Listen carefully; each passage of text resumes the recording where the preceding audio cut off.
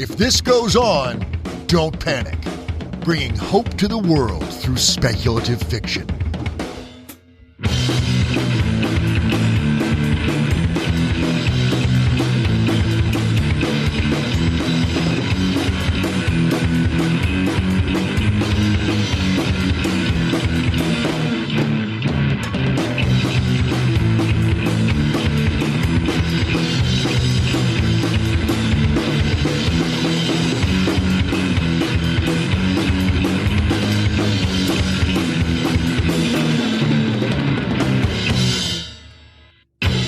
Hello and welcome to episode 19. On this episode, we interview Francesco Verso, editor, writer, and conference organizer. So, Diane, how are things going with you?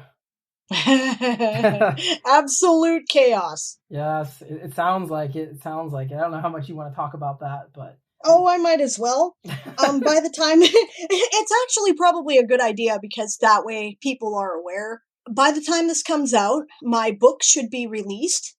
That will be A Few Good Elves, book 1 of the Toy Soldier Saga. So, plug, go get it, because I want to keep writing stuff. And if people don't buy my stuff, I can't keep writing stuff. So, and besides, I think it's a good book. I really do. So, Okay, but aside from all of that, which is enough in and of itself, a book release is a lot of activity, as any writer knows. I'm also doing the Kickstarter fulfillment stuff because the Kickstarter was very successful. We actually achieved our first stretch goal, which is to make audiobooks, which is something I've never done. So I'm really looking forward to that. Yeah, so good news all around there. Bad news is apparently my landlord has passed on. His family has inherited the house. They have tried to get it insured. They can't because it's basically falling apart. So I have to move. And I haven't moved in 20 years. And the house market here right now is a nightmare. It's the 14th of August. I'm supposed to be out by September 1st. I don't have a place secured yet.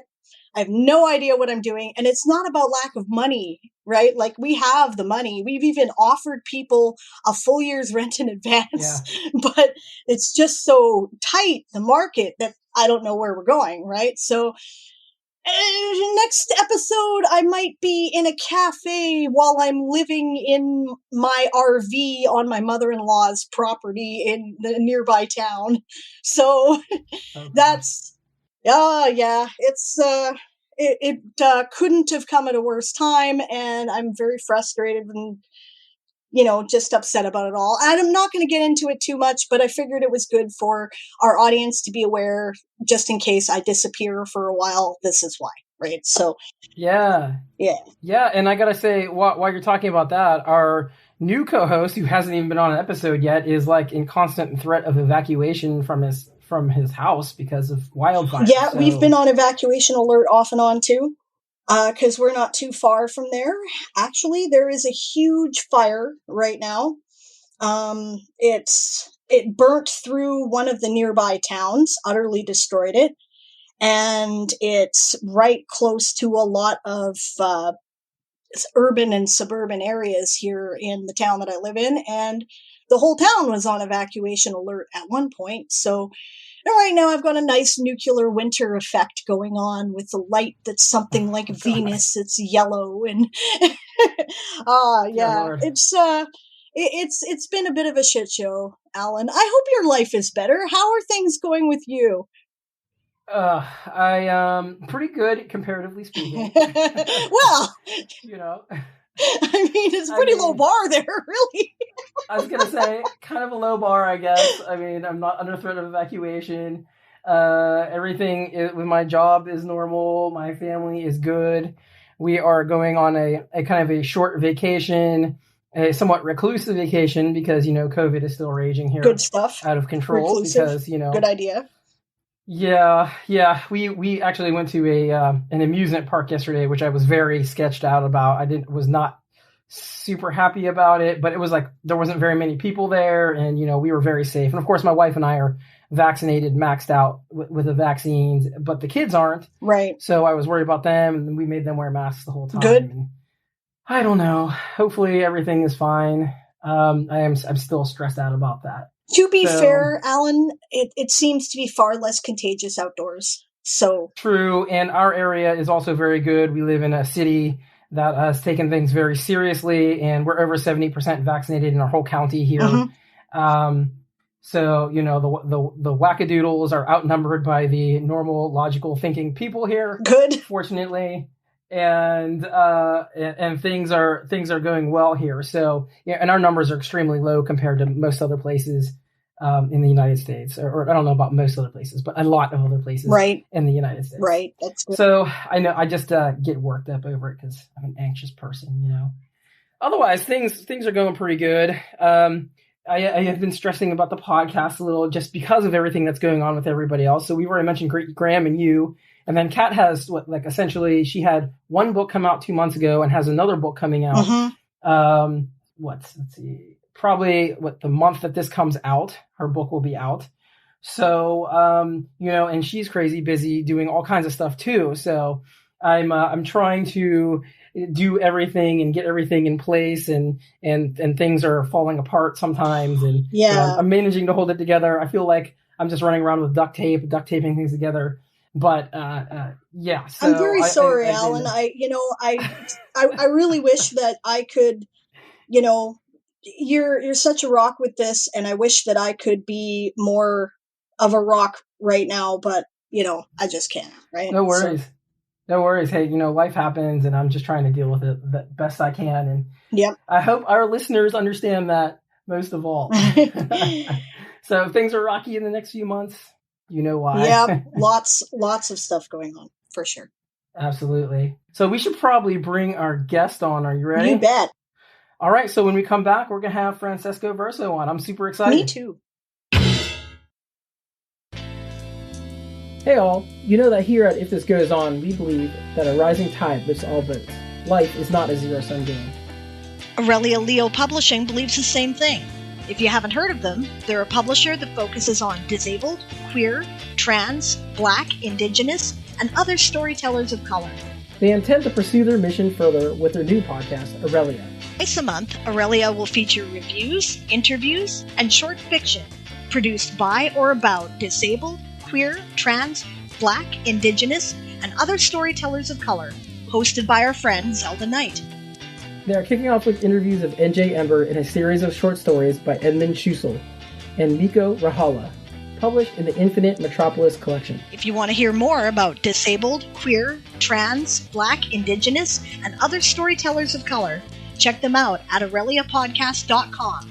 That's AURELIA podcast.com, Apple Podcasts, or anywhere you listen to your favorite podcasts. Okay, so we're back. Today we have Francesco Verso. He is a multiple award science fiction writer and editor. He has published E-Doll, Next Human, Bloodbusters, and I, Keminatori. I probably mispronounced that. I apologize, Francesco. Which is made of Pool Dogs and No Mad Land. Next Human and Bloodbusters are translated in English by Sally McCory, and I actually read Next Humans in preparation, so we'll have stuff to talk about there. And have been published in the US by Apex Books, in the UK by Luna Press, and in China for Bofang.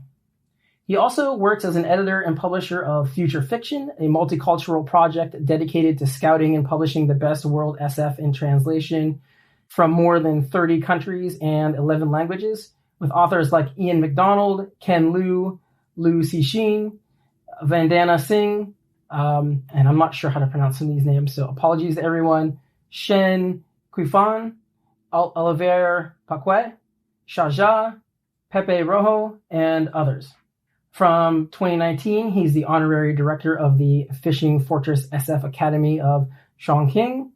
And in 2020, he co-organized the online convention Futurecon, and he may be found at http://futurefiction.org. And I want to jump in there and say, Francesco, welcome. And you are organizing Futurecon for 2021, correct?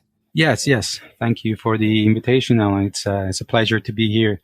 We just started the engines for the second edition of the Futurecon, which will happen on the first weekend of September, so the 3rd, 4th, and 5th of September. So in a matter of days, we'll announce it. Oh, fantastic. I'm really looking forward to that. I remember seeing you post about it last year. Yeah. So since I brought it up, let's just talk about Futurecon for a few minutes, and then we'll move on to the other stuff. Are you okay with that? Sure. Okay, fantastic. So, why start a conference, and what is your conference about? Well, let's say that during the pandemic last year, we discovered the power of networking in the sense that, of course, we all know that networking is crucial, is fundamental and everything, but we never had the networking as the only source of connection, the only source of relationship, the only source of information. So, together with Brazilian friends and with other people, we are a team of 6-7 people. We had this idea of connecting the authors that were separated by the coronavirus.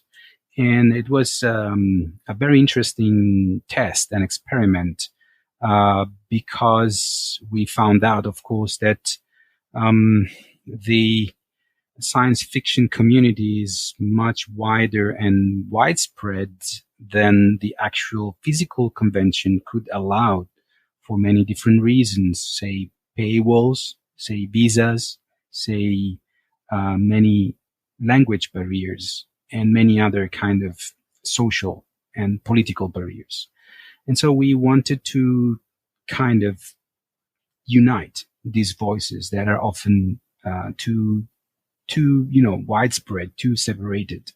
And it was a huge success, and you can actually still see and watch the panel on our YouTube channel. We had amazing panels from India, from Africa, from Brazil, from China. So it was really, really an amazing moment of gathering of people in a very, very terrible period of time, which is still going on. And that's why we want to do the second edition, Yeah, sure. That's wonderful. I have to say that one of the few silver linings from this whole experience of the pandemic is that, okay, people like me, due to a combination of location and economics, rarely gets a chance to make it to these big cons. And I really like to communicate with the community as a whole, obviously, as do most people, I think. And this has opened up a lot more opportunities because people have been forced to take it online. And I've noticed that even conferences that didn't start online have been maintaining a portion of their activities online. But it sounds like this is specifically designed to be online by nature. Is that right? Yes. I mean, that was born in the event, and we were forced to do that because there was no other option.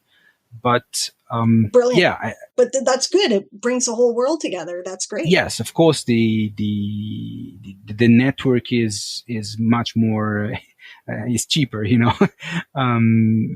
So it allows people to connect. Even though we had huge problems with the time zones, it was terrible to get people together because that's a huge problem. But I organized an online conference this year as well. It was called Writers Conduit, and it was a Twitch-based conference for writers who are on Twitch. And I feel your pain. Yeah. Let's just say that. Indeed. I can't even imagine the kind of organization that takes. I mean, it was a nightmare. We fortunately had a very good person in charge of that. Her name is Amy Winters-Voss. Yeah, she was great. Yeah, especially because our board is really widespread. So it's there's a person in India, a person in the Emirates, a person in Italy, a person in Brazil, in Peru. So it's really, all across the world. So it's even complicated to get the board together. So you can imagine when you have 65 authors and writers from all over the world. But we managed. So now we learned something and we will apply to the second edition. So it will be better. Yeah, I totally sympathize. Our planning committee included someone in Japan, someone in the UK, and people in every time zone in the North American time zones. And so one of them was up really late and the other was up really early and everybody else was kind of the middle of the afternoon. I get you completely. Yeah. Oh man, I can barely get five of us together to have a meeting about the podcast. I mean, yeah, we've only got 4 time zones to worry about, right? Yeah, no, not even. I think 2 or maybe 3 on the outside. Yeah, and it's all like within the same hemisphere, Yeah. But it's worth it, right? I mean, to have all of that input from all over the world, it's very rewarding, I think. Definitely. So, do you have any new goals for Futurecon 2021, or is it just going to be kind of the same? Or are you trying to point it in a little bit of a new direction? No, it's going to be the same. I mean, I cannot say much now because we haven't announced it yet, but we mostly tend to have a new concept. I mean, it's not a new concept, but is the line, let's say, the catch line of the convention and moving along. But of course, then we tend to create interesting panels and bring concept ideas, the state of the art in world science fiction. That is the most, I think, innovative and original thing we have, because we really bring people from the countries. I mean, they are not like living in the UK or living in the US. They are really, in India, in Sri Lanka, in Chile. So it's their local community, and that's the original thing. Very cool. Yeah. So obviously, you're very interested in diversity in science fiction. Yeah, absolutely. But yeah, let me just say that I don't really like the term diversity, which is very popular. I know, because it implies a point of view. It implies a kind of diverse from whom? Who sets the standards of the diversity? And as I grow up in Italy, our country is very different. Every 200 kilometers, we kind of speak another dialect. We kind of have another sort of even history and food and music and dances and different traditions, So we are naturally born diverse, and we don't perceive this diversity. Of course, the issue, of diversity, it is a big thing, but I prefer to call it like a fair distribution of futures, for example, when we talk about science fiction, because the issue of diversity, I tend to apply to the actual state of the publishing system in science fiction. For example, where the dominant language, English, is kind of overshadowing all the other languages for the last 80 years. So, when we see diverse, it's like it's diverse from the English language, diverse from, let's say, the American culture, diverse from the capitalistic dominant, system and stuff like that, So, I think that the world is wider and bigger and more diverse than the concept of diversity itself, let's say. I love that. That's brilliant. I love that. Yep. Yeah, we are definitely preaching to the choir here. That's for sure. We're behind that. I just love how you explain that. So let's say that again. Instead of diversity, what was the phrase you wanted to use? Let's say a fair distribution. I mean, of futures, you know, Yeah. like, because, I love that. or, you know, I think a fair distribution is a nice concept. Of course, maybe it's not perfect, but I prefer it to diversity so far. Maybe one day I'll come up with something better. I agree. And I've opined on this before, but one of my pet peeves in a lot of the widely available science fiction is the assumption of American dominance, right? Like, I don't know, one of the favorite things they like to have in the future is a world government, right? And the world government is always American, you know? And it makes me tired as a Canadian. I'm like, why do you assume, you know, that the whole world wants to do things your way? Clearly they don't, you know? Yeah. So, yeah. Well, let's say they assume it because they are doing it. I mean, if you are the publisher, if you are the producer, if you are the industry, then of course you see the world from your point of view. So the effort that we're trying to make is to include. So one of the important concept, which is of course also a concept of solar punk, which we'll probably talk about later, is radical inclusivity. So if we don't include other voices, other cultures, other languages, other economies, other religions, you name it, you end up with first of all, you end up with a not representative situation of the reality of the world, and then in here I'm applying a biological theory. You risk in the event of a catastrophe of not being diverse enough, or not having, you know, the pool of diversity that allows you to overcome a possible catastrophe. And I often use the example of the voltseed in the Svalbard island, where they are creating and collecting the seeds of the vegetables, of the plants, in view of a possible environmental catastrophe. So that's the same thing that I'm trying to do on future fiction, trying to gather the voices of many different cultures and authors that are really endangered species in view of a possible cultural catastrophe, which is one culture, one economy, one politics, one language, one food, one of everything, you know. I was just gonna say, as the resident American here, I get bored with it. I really do. Like, everything's always the same. The first time I read Chinese SF, which was really the first time I read science fiction that was completely out of my cultural experience. Yeah. I was just blown away by the strangeness of it. I mean, strangeness to me, from my cultural perspective. And I just loved it. And then from there, I've just been kind of expanding outward more and more and more. And just, to me, as someone who appreciates the strangeness of science fiction, that feeling of awe that it brings, it just expands, I feel like, with every new culture that's included. Yeah.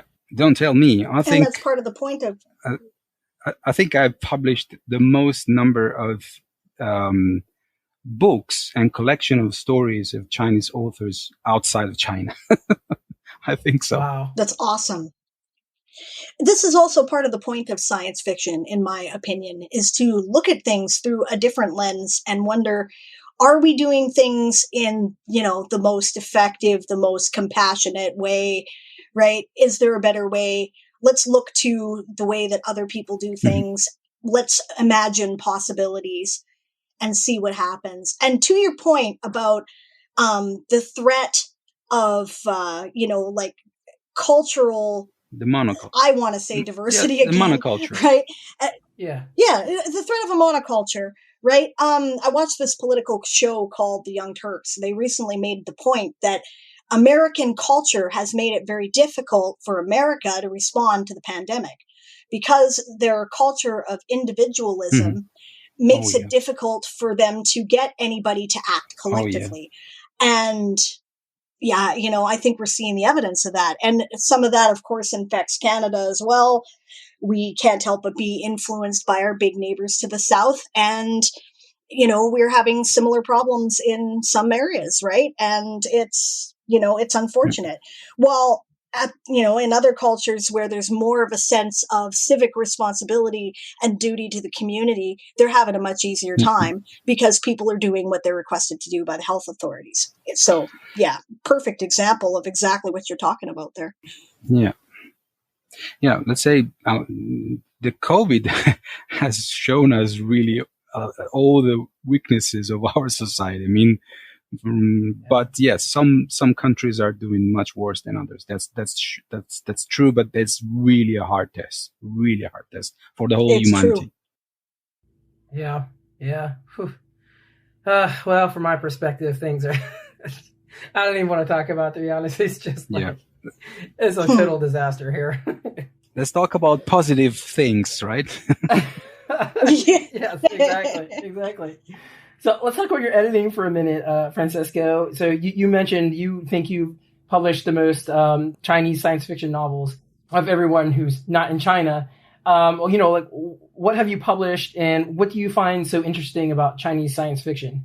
Well, let's say that first of all, I have to thank Neil Clark from Clark's World, because and of course Ken Liu, the two of them, they have managed to put together the first short stories that I was able to read in English. And that's what started me, because otherwise it would have been very complicated. And I knew Ken, and I kind of sent him an email, and he rebounded me back to China, to Chiara Cigarini, that was studying with Professor Wu Yan at the Normal University of Beijing. And from then, I had a foot in China, and I decided to publish an anthology of short stories in dual language, in Chinese and Italian. And that's what started it, because Nebula was a very interesting book, because it had the original text and the Italian translation. And then Professor Wu invited me to China, and then I went to China 6 times in 3 years before the COVID. Fantastic. Every 3 months, 4 months, I was there.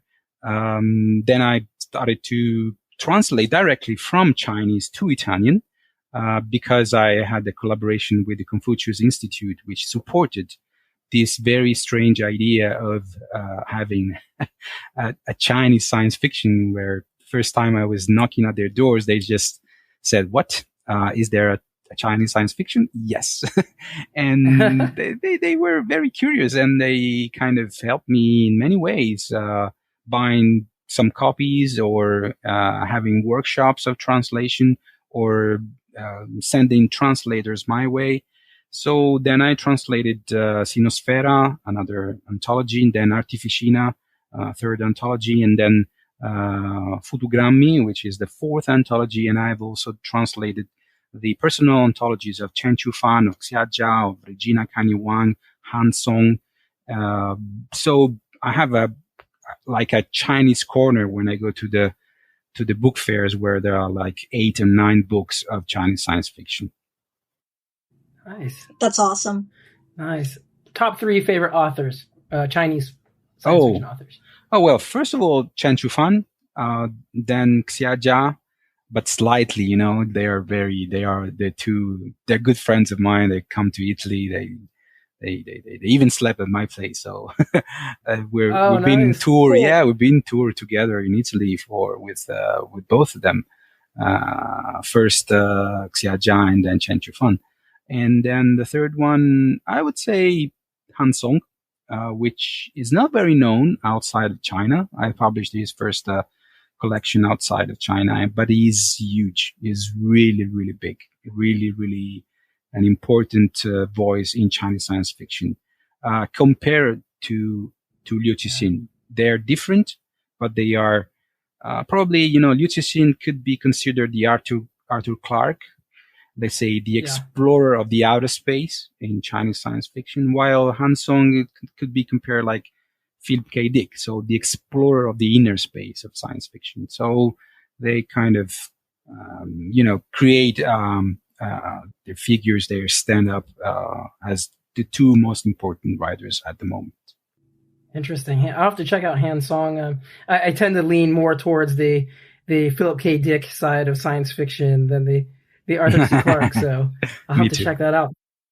Diane raises her fist and shakes it in Alan's general direction. I am not a fan of Philip K. Dick. I think I've said this before. Yeah, no, I'm pretty sure. I don't remember if it was on the podcast or not, but we have definitely had some deep discussions about PK Dick. Absolutely. No, that's... I would like to ask you, gentlemen, right, because I don't have as much of a background in Chinese science fiction. What are some traits about Chinese science fiction that are, that it really adds to the table? What are the things that you think, if you're someone who's never read Chinese science fiction, which is not true of me, I have read some, right? But if someone is brand new, what would you say that would make them think, oh, I should check that out?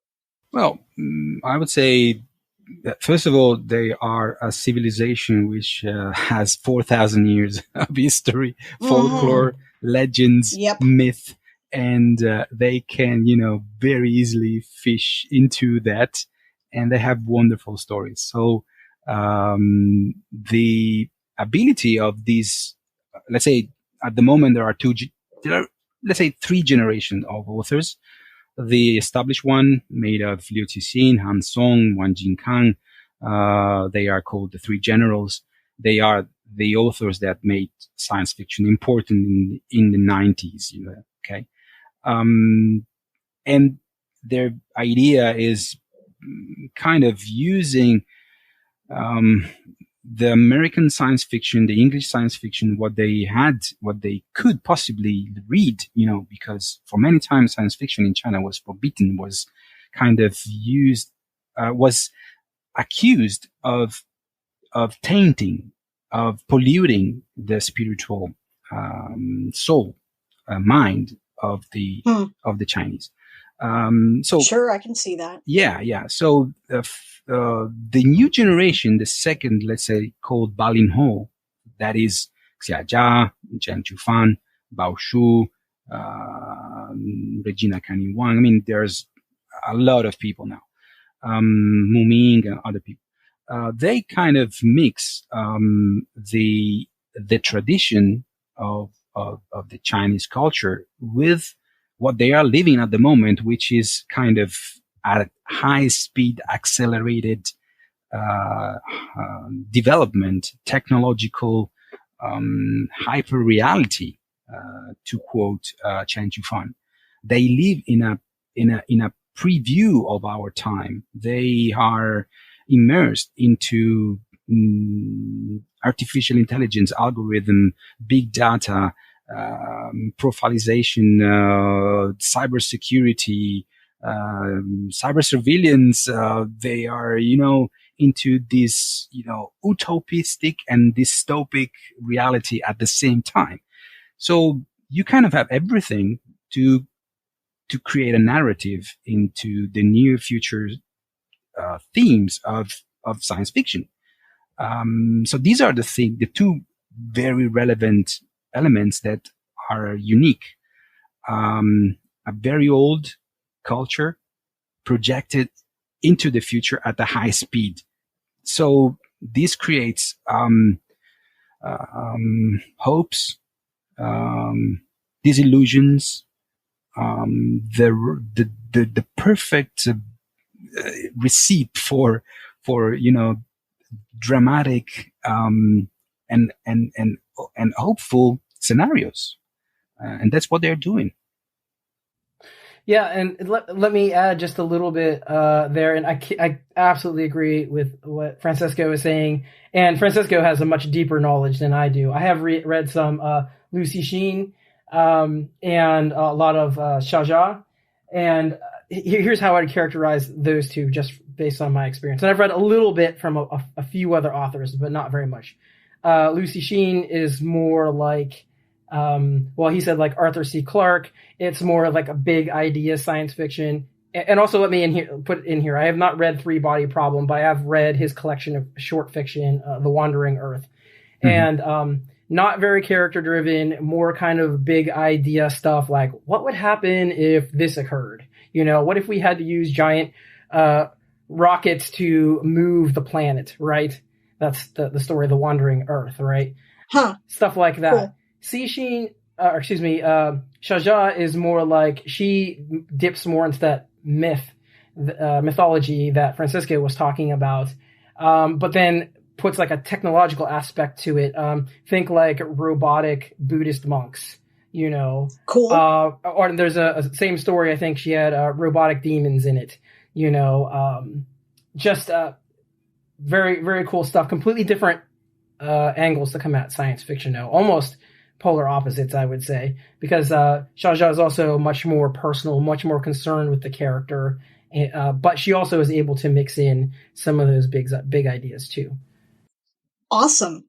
Yeah, definitely got to check it out. I've loved everything I've read so far. So, I really love reading science fiction from other cultures. And actually, do you mind if I segue? I'm curious to know more about the Italian science fiction tradition.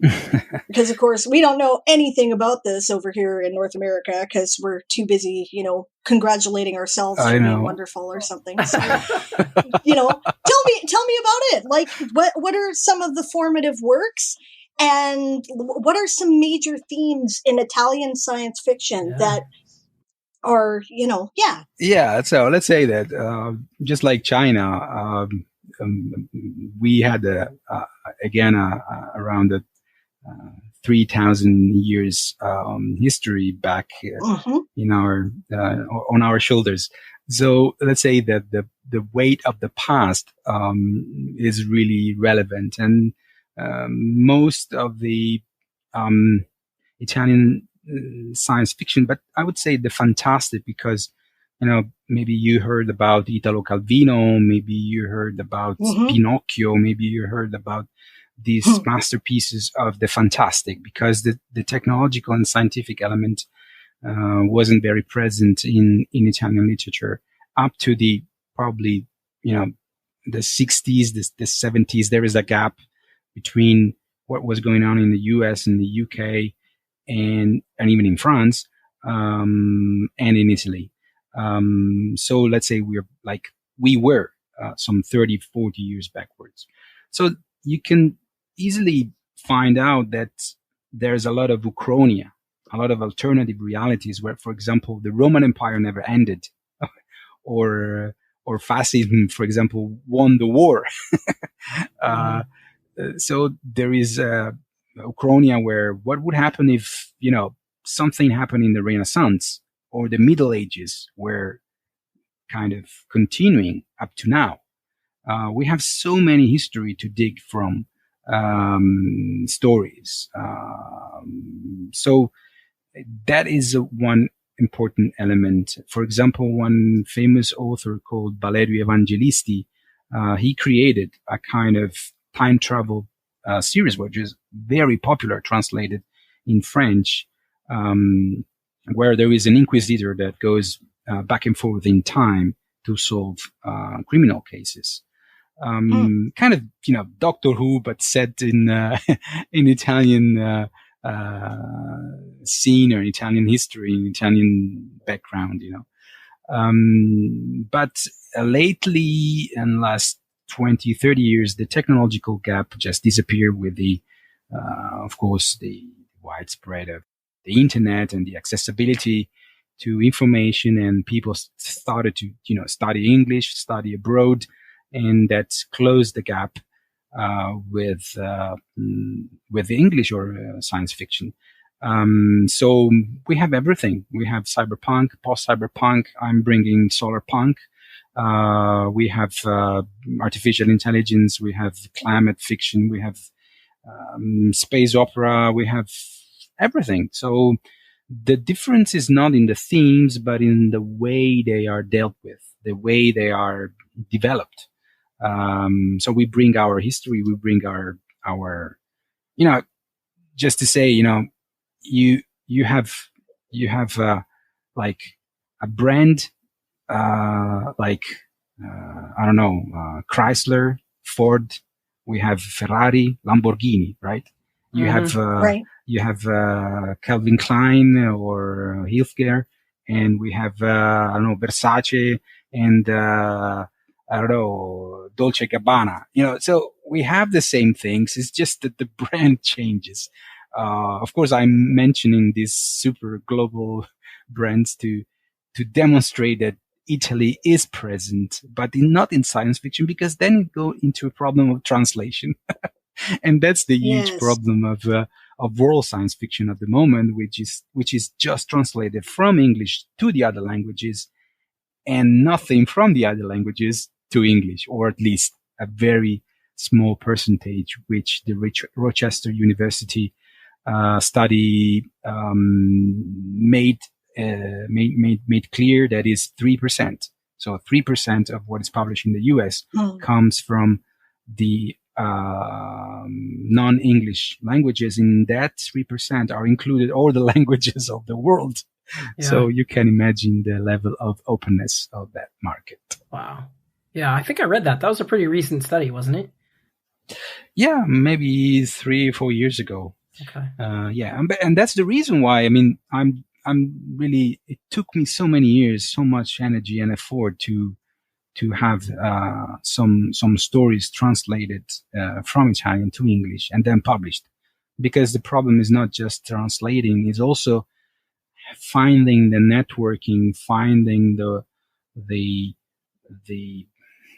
the openness, because there's also a problem of how the stories should be submitted, or what is the threshold of an American editors towards these stories. It's not just the translation itself; it's a cultural difference that is being kind of excluded. Many times I've been told that the story is not ready for the American readers. The story should be changed according to the American readers. So I asked myself, who are these American readers? I mean, we're talking about single person out of which is built a statistic or a monster, the American reader. What is expected from them, what they want to read, what they cannot read, what they do not understand, what is digestible from them, what is acceptable. It's really complicated, I actually really understand that. I even feel that pinch as a Canadian. You'd think that of all the other cultures that are, out there in the world, we're probably the most similar to the Americans. Yeah. Often people can't tell us apart if they don't know. Yeah. And I've had that feedback, right? That American readers won't understand Canadian thing, Really? So, yeah. Oh, it's amazing. It's God. really amazing. I had real difficulty publishing a story, which incidentally is solar punk. Okay. So that's, we can get into that, right? Because it features 2 Canadian police officers in a near future solar punk setting. And I think it's the police procedure that some people were like, that's some of the feedback I got. It involved reading between the lines, but it was basically like, this is not how police act. And I'm like, this is how they act in Canada. Mm-hmm. So, so I get you. Yeah. That story, by the way, is coming out in Cosmas Infinities on the 1st of September. It's called The Mysterious Death of Mr. Park. So, yeah. Everybody go look for that. Hey, I got to do it, right? We all got to do it. Yeah. But yeah, I feel it. I feel the pain for sure. Yeah, I've got no excuse for Americans. None. None. I have a hard time standing up for anything these days that has anything to do with Americans.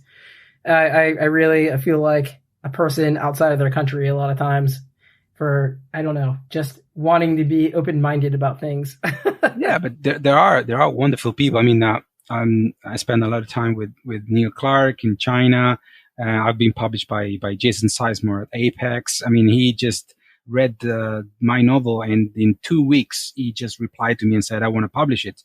So it's just that it's complicated to find the right person, because in general, it's not so common to bump into, these kind of people that are really inclined or want to listen to voices other than the usual ones, or not the usual one, but the ones that are very close to them. That's the thing. I get the confusion, right? I get it. Ultimately, in order to keep publishing, the stories have to make money, right? So you have to be aware of your audience. But I will say that science fiction in particular seems to have a lot of people these days who are very devoted to getting other voices out there. They really want to expand that access.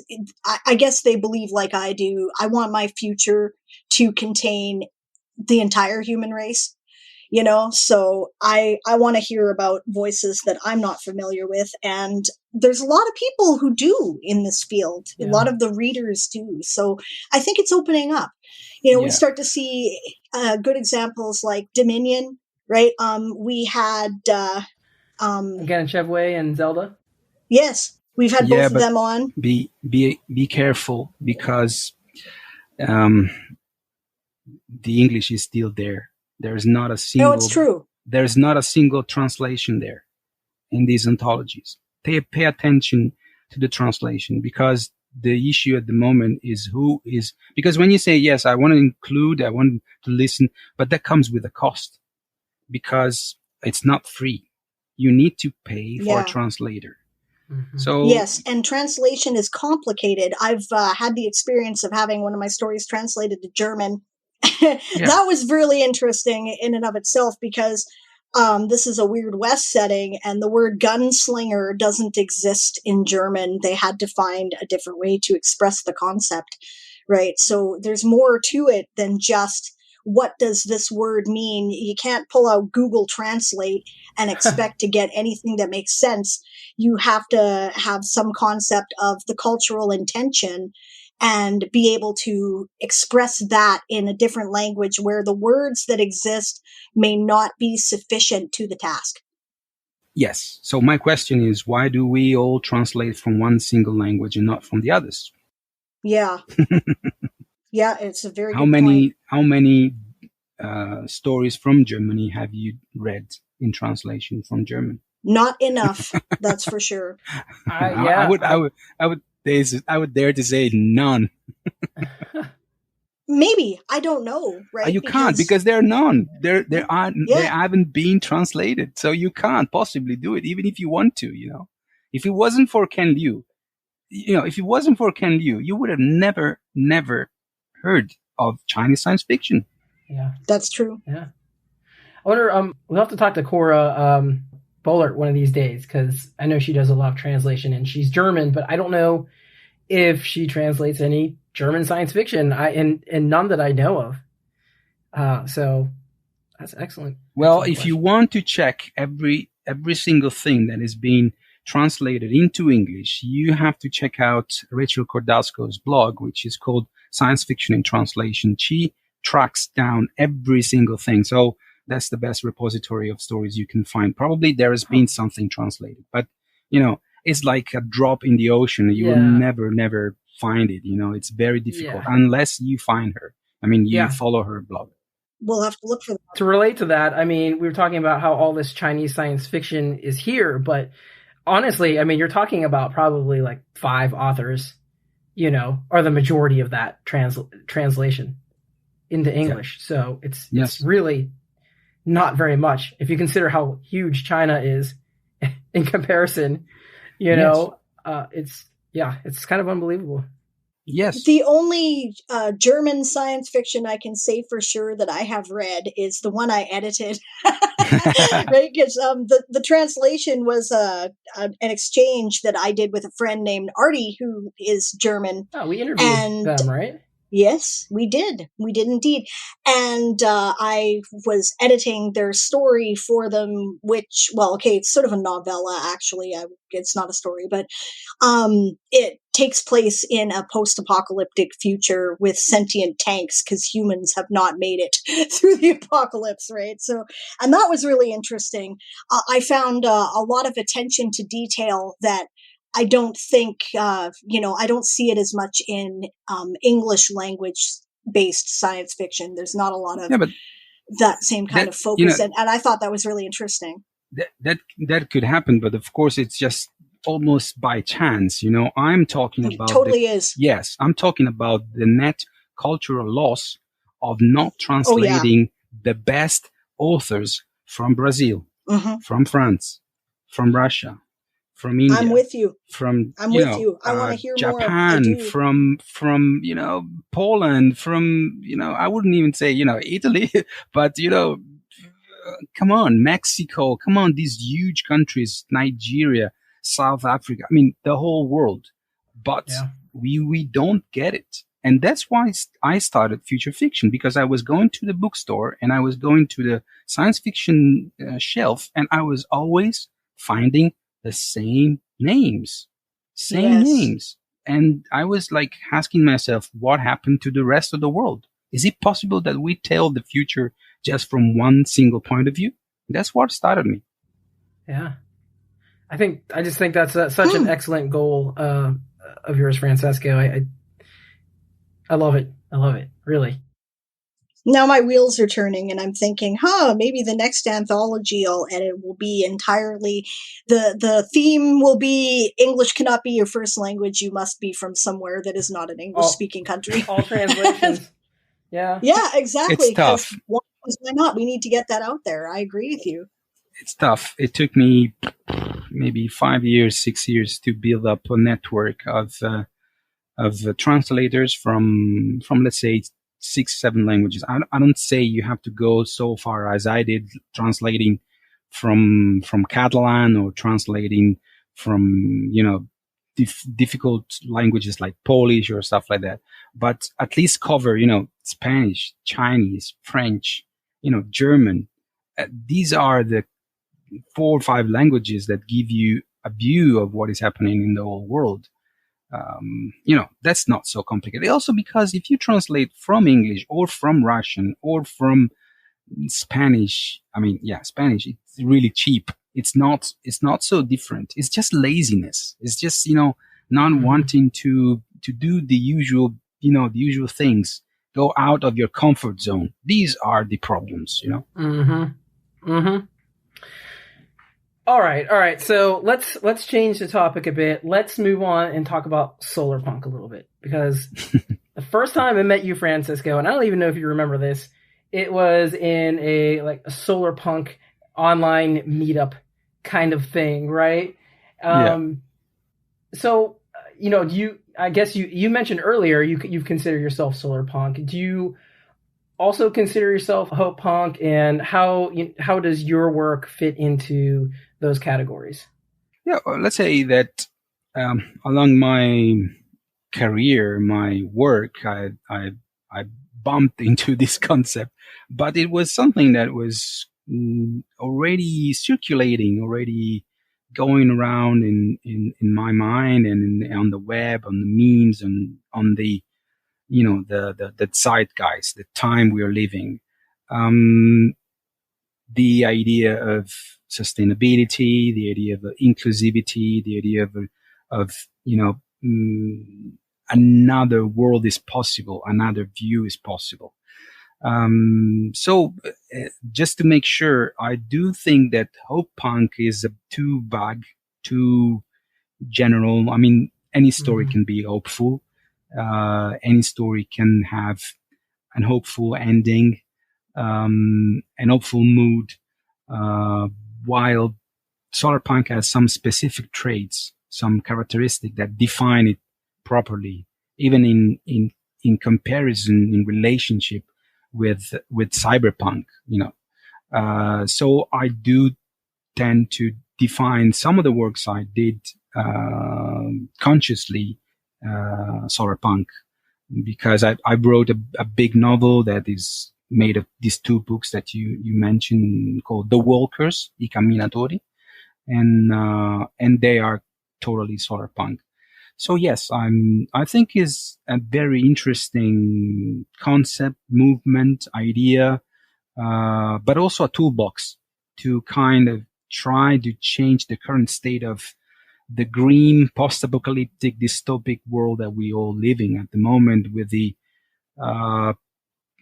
let's say, this late development of surveillance capitalism, that is really, really mean, really bad, not just for the environment, but for the people, So when the system turns itself against the people, tracking down their behaviors, checking their desires, selling them their own dreams, it's like, it's not working anymore, I think, at least in this manner, in this aspect. So solarpunk is trying to say, maybe we should stop pointing out our fingers to the problems like cyberpunk did, if this goes on, mm-hmm. Pollution and the multinationals and the appropriation of technology and stuff like that. Let's try to build something ourselves. Let's try to change the situation. How do we do it?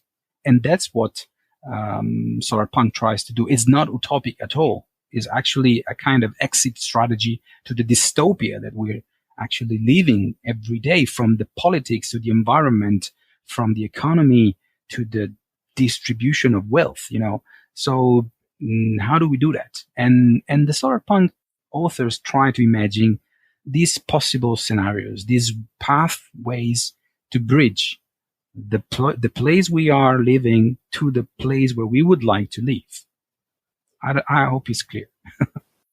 No, that makes perfect sense to me. I think that science fiction does two things that are very important. One is that it tries to tries to examine an idea to its conclusion. So it can warn you of trouble on the horizon and things that could go wrong, but it can also show you ways in which those things can be fixed or at least mitigated. And I agree with you that solarpunk is I think we need it right now. We're aware of the problems. I like to say, I've said it before, we are living in the cyberpunk dystopia we tried to warn you about, right? So finding different ways and figuring out our way out of this mess is really important. So I'm all for solarpunk. I want to see more of it. Yeah, and I think what your critique of hope punk in general is something that I have also pointed out. Our very first interview ever was with Alexandra Rowland, and I asked her, I was like, well, can horror be hope punk? Like if the hero is going around just murdering everybody, is that hope punk? You know what I mean? And partially just trying to see what her response was to that, and to poke holes in the idea of hope punk and see what came out of that. And I do feel like there is room to be critiqued there in that idea. Whereas I agree, solarpunk is definitely more defined than that. Well, I mean, anybody can, do what they want, name what they want. I'm not, I am inclusive in the sense that I like the term solarpunk. I'm even going further a bit. I think the punk part could be even updated, because punk applies to kind of community of people, kind of way of doing things, of nihilistic attitude, which maybe a lot of people could not cope with, So I think that there is an interesting movement in art, which is called artivism. It was developed in the 80s and 90s in, I think, California and Mexico, that area, trying to point out that art can be activism. So I wanted to put together these three words and make solartivism my own way, my own definition of something that I think art, writing is a kind of art, but the content is activism, because it opens your eyes on realities and ideas that often, are not there to be seen. And you do it in a sustainable, inclusive way using the solar, metaphor. So I came up with this term, solar activism. Maybe someday I will use it for an anthology. Yeah. No, that sounds great. I would quibble with you a little bit about that punk thing there, though, because not all punk is nihilistic, in my opinion. My favorite band, one of my favorite bands, is Clash, and they were the opposite, my opinion. But I'm not thinking about you. I'm thinking about other kind of people, Right.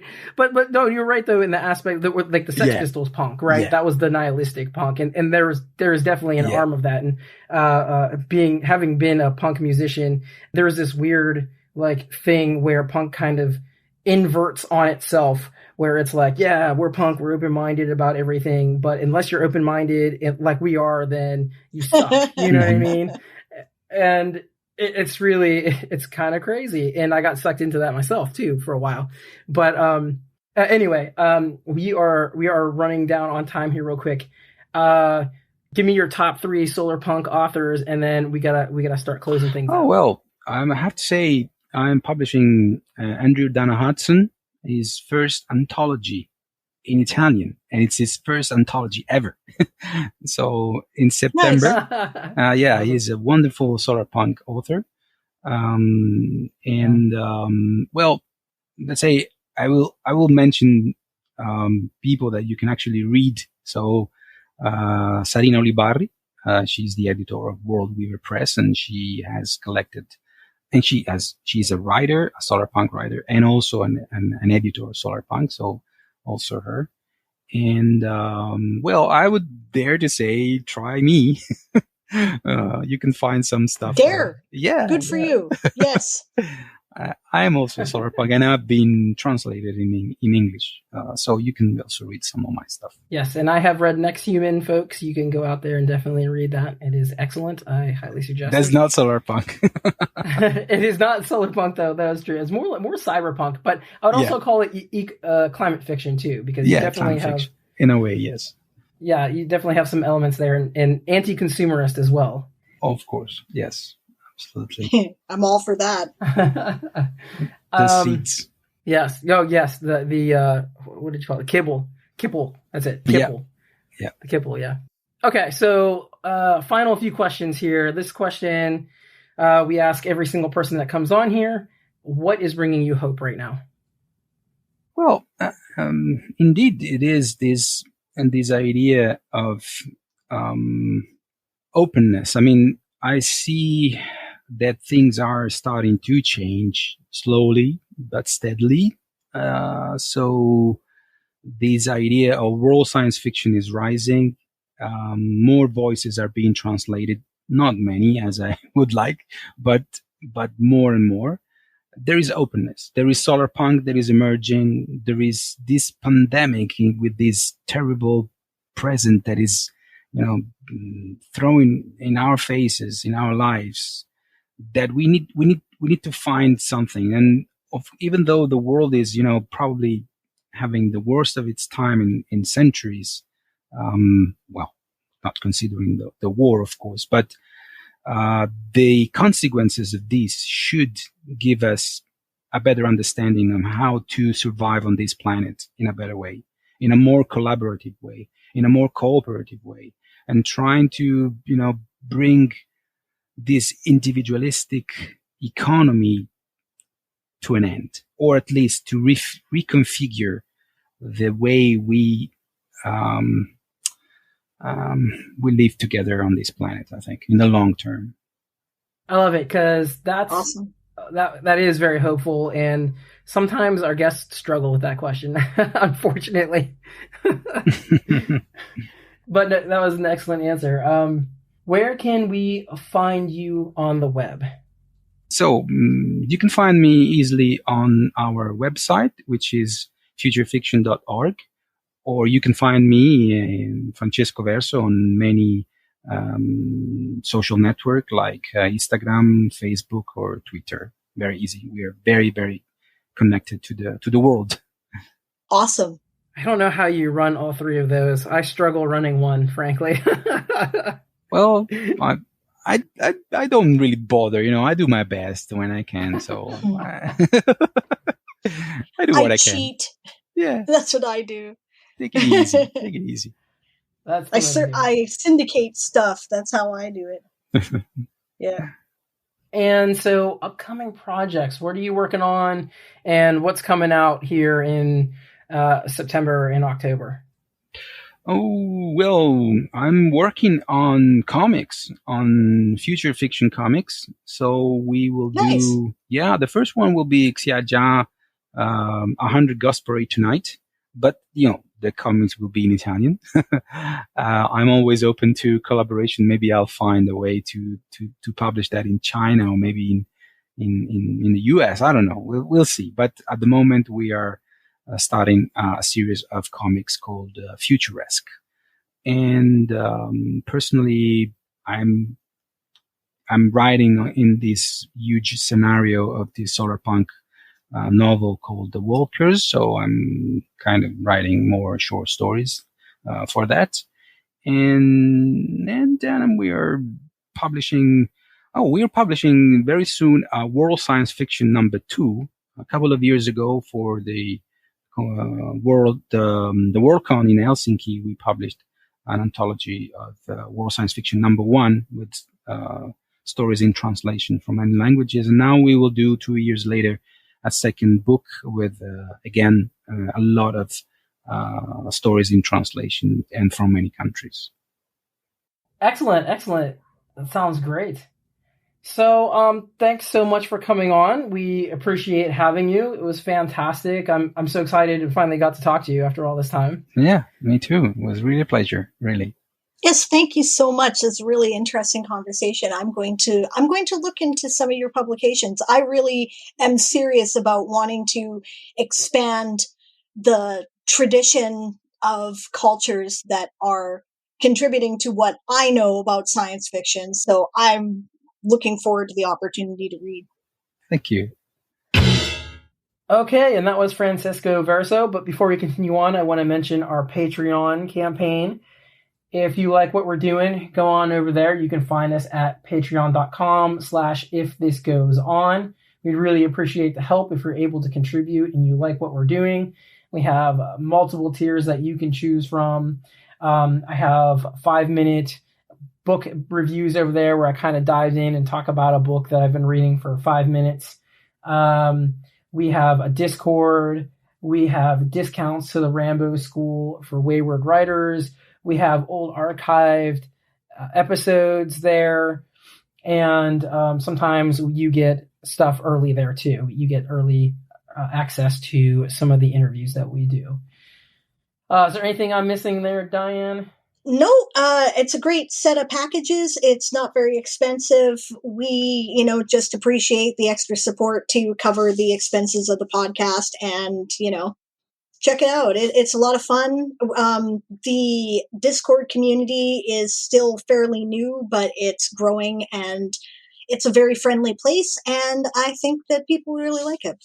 Yeah, I mean, you can go over there and contribute $2 a month, which is not that much these days. And that would help us out immensely. We're really trying to get transcriptions of our episodes. And that's one thing I'd really like to pay for if we can get our numbers up over there. So please go and help us out if you can. And if you don't want to contribute every single month, we have a Ko-fi account. So you can go over there and just search us on Ko-fi. That's Ko-fi. And you can find us over there. And you can just give us like $2 if you feel like it. That would be a great help, actually. I know it doesn't sound like it, but it really, really would be. So anything that you could help out with would be fantastic. All right. So how did you like Francesco Verso? I really like him. I respect and support his goal to get more science fiction from other cultures out into the world. It is really very dominated by the American market at the moment. And honestly, that has to do with resources and opportunity. But, like I say, I want my future to contain the entire human race. So I want to hear more about what other people want to contribute. And there's so much out there that we're just not hearing. And I want the opportunity to hear it, to read it. Yeah, absolutely. And I mean, there are very few people whose mission I approve of more at this point than Francesco's. Like I mentioned in the episode, I came across him almost by accident in this solar punk meetup, and then I kind of looked him up and followed him on Twitter and realized all the stuff he was doing, and I was like, oh my gosh, we have to get this guy on, right? Awesome. To bounce off of what you were mentioning with including everyone in our future, I just want to say to like Americans and American-centric readers that, maybe you don't realize how much you're missing. You should give it a try. I know I didn't. When I first read some Chinese science fiction, I was like, oh my God. It's mind-blowing. So awesome. It really can be mind-blowing. I'm reading my way still through that collection, The Big Book of Science Fiction. They've made a great effort to translate a lot of formative authors from different cultures. It's astounding. It's great, right? Like there's so much out there that we just haven't even, because of our cultural background, we wouldn't have thought of it. Right? Yeah. So the Vandermeers are great for that. I actually wish I could have brought up the Vandermeers during our interview. We just didn't have enough time. And I just want to mention really quickly, my favorite weird fiction story, I believe, is Finnish. And I read it in this weird little translation project that the Vandermeers did where they translate, I believe it was Finnish weird fiction. And it was just this coolest story, and it's just stuck in my brain immediately, and I still think about it all the time. And I read it, 5 years ago, maybe, something like that. Brilliant. Yeah, totally brilliant. Exactly. So many opportunities that we're not getting because things aren't being translated. And we could be, there's so much more out there that we could be experiencing, and I want to experience it. Absolutely. Absolutely. And I would like to get more involved in the solar punk stuff too. And it's one of these things of, I only have so much time to read and so much time to do everything that I am trying to do. You know what I mean? So I've been trying to inch towards reading more solar punk stuff. And I have done interviews with other solar punk people. He mentioned Serena Ulibarri, by the way, who I have interviewed in the past. And if any listeners out there want to hear that, that's back on the old Alan and Jeremy versus Science Fiction podcast. And that was in episode 24 towards the end there. And I had TJ Barry also as my guest co-host during that episode. So super fun, awesome episode. And he also mentioned Andrew Dana Hudson as someone that he was translating in Italian. And we actually discussed one of his short stories in that same episode back in Alan and Jeremy versus Science Fiction. So nice. If anyone wants to hear more about that, go back to that episode and check that out too. I really believe that solar punk is one of the most important areas of science fiction that we're doing right now. One of the reasons why you and I started doing this podcast, I know for a fact, was that we thought there's so much dystopia and grimness out there. We need hopeful voices. Solar punk shows us a way through this. Over the past month with the fires and the constant air quality issues here, I've been really I've been dedicated to a more environmentally conscious future since I was a kid. But I've gotten to a point now where there's not much I'm not willing to do to fix this problem. All the stuff that people said were going to happen, all the things that were supposed to be far future disasters in science fiction are happening right now. And we don't have time to waste. Solar punk shows us different ways that we can combat these problems. And in many cases, not experience much change in the way in which we do things in terms of our quality of life, which is the big obstacle against getting people to change, that and money, right? Money and politics being intermingled there. Right. So, but the technology exists. It's there. all we have to do is have the political will to make the change. Solar Punk can show us how that works. And this is why I've decided to write more of it. And this is why I think we need more people to be writing it. So anything I can do to amplify those voices, I'm behind it. I didn't know that you had been writing it, so that's awesome to hear, actually. You know, it started as a one-off thing. I was entering a competition, but I really like the characters. I've been really eager to sell the story. Now that I've sold it, I can see a whole world that will continue to involve these two characters interacting in this universe, showing these different paths, these different, and other things too, right? Like one of the things I thought I would get into, it's about cops. So what about a future method of policing that is less oppression and more, we're going to work with the existing agencies and services that exist. Like instead of calling in the cops for someone who's having a psychotic break, why not call in mental health workers and the cops are there as a backup in case things get violent? You know, there's so many different ways we can do this. And I see the potential for this universe to be a place where I can show that in my way, right? So it's cool that, you know, there's other people who are dedicated to that message and they'll show their way. And, you know, maybe they've got better solutions than I do, right? So yeah, I'm really I'm excited about the possibilities here. And Absolutely. I mean, and we need people to think more about what the future of government looks like, because, and I've said this, I think I even said this last episode, you know, I am tired of the future being just some kind of like warmed over kingdom or empire or something. I'm sure somebody's more creative than that and can think of something. Well, I mean, Malka Older has, and that's one of the reasons why I wanted her on, you know? Right. So we should probably wrap this up, but even though the interview is done, we do have a new audio column coming up, so stick around for that.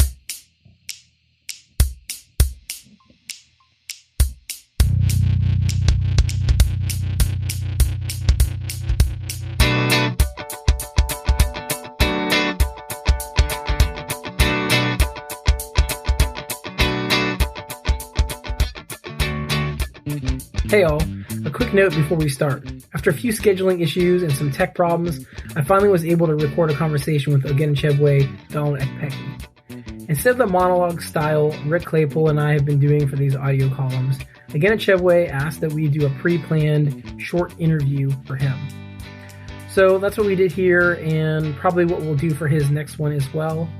The audio on this isn't quite the same quality as the rest of the episode due to the circumstances. Before we get started, be sure to check out the year's Best African Speculative Fiction 2021 and the Dominion Anthology, both edited by Oghenechovwe. Okay, without any further delay, here's our discussion. We talk about payment problems in publishing between the US and the African continent. So I am here with Oghenechovwe Donald Ekpeki, who has agreed to do one of our audio columns. And in this audio column, we are going to talk about publishing in Africa. So Oghenechovwe, can you quickly summarize the general issues you face as a writer in Africa or in Nigeria specifically? Okay. Well, the problems of publishing from the continent, because I'm on the continent, not just African, it stretches from a number of things, from cultural and language barriers to other technical issues like payment systems, policies, and a couple of things like that. I'll jump in a little and expand on them. For language and cultural barriers, publishing tends to be very Western, American. Mm-hmm. Most of the publishing companies, most of the awards, most of the, editors and organizations are centered in the West, in the US and the UK, at least for, the English-speaking world. So It also just happens that the people that tend to run these machineries are also Western, British, American, and their views, people tend to have an inherent bias for what they are familiar with. From a remote point of view, your narratives tend to be unfamiliar. And when you encounter, this natural close-mindedness, it tends to make publishing very difficult, and it creates barriers. On the side, to be more complicated, policy issues, most of the fintech companies tend to make it very difficult getting paid on the continent, because that's a bit of racism involved. For example, Nigeria is banned from using PayPal because someone there feels that Nigerians cannot legitimately earn money. I'll call it what this is: outright racism. And a lot of PayPal happens to be one of the major ways that publishers and publishing companies pay people across the world. So we just happen to be cut off. Are there any other software programs that you've tried to use, like Venmo or anything like that?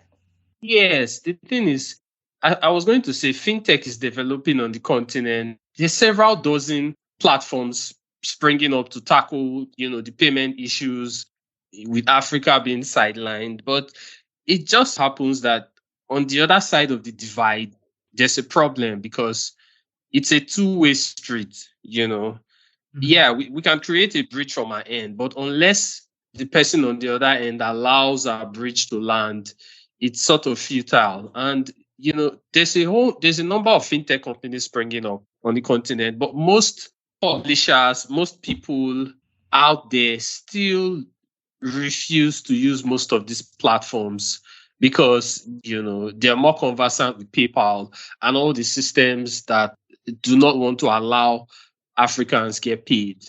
Mm-hmm. So it's sort of moot that we have all these systems, because, and to be fair, I don't entirely blame, publishers abroad, because most of these systems require you plugging in your, either your card or, your bank details, because the money is coming from somewhere, Mm-hmm. And people tend to have trust issues with all these platforms that are not Western. I'm not sure if it's justified or not, but yeah. So that's the problem. So is there any way or anything our listeners can do to help this situation? On the side of language and cultural barriers, I think that adopting, an open-minded way of looking at things. I'm an editor myself, and I don't only publish what I like, because I'm not publishing for myself. Mm-hmm. I'm an editor and publisher myself, but it's about the audience. It's about what you want to put out. It's about the world, which is, expansive and diverse, so publishers and editors can try to have a more open mind in providing content that is diverse and direct and so that's one of the, the best ways to solve the problem of, language and cultural barriers, trying to read wide, instead of spoon feeding your audience the same, familiar content that you're used to. Right. So just try to keep an open mind and continue reaching out. Yes.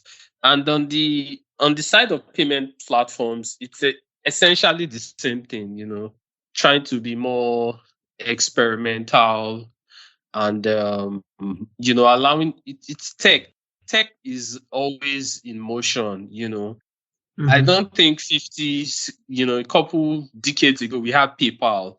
There's always something new. So I think that, publishers and editors should try to keep up with the innovations, that are coming out in different parts of the world if they are going to want to keep in motion, Yeah. So. Okay, excellent. Thank you so much for coming on to talk about this. So that's going to wrap up our audio column this time around. I appreciate you spending the time. Yeah, you're welcome. You're welcome.